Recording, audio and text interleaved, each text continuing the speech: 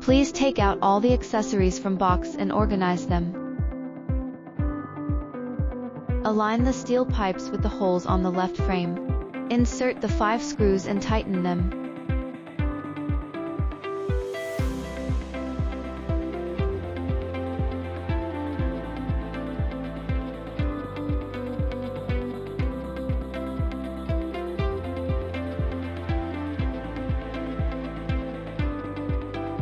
One side of the installation is completed.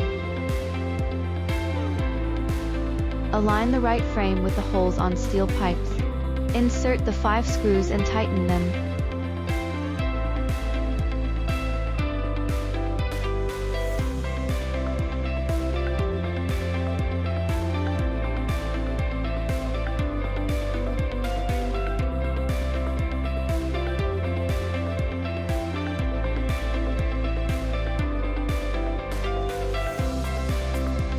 The frame assembly is done. Tilt this panel and place it on the supporting areas of the side frames.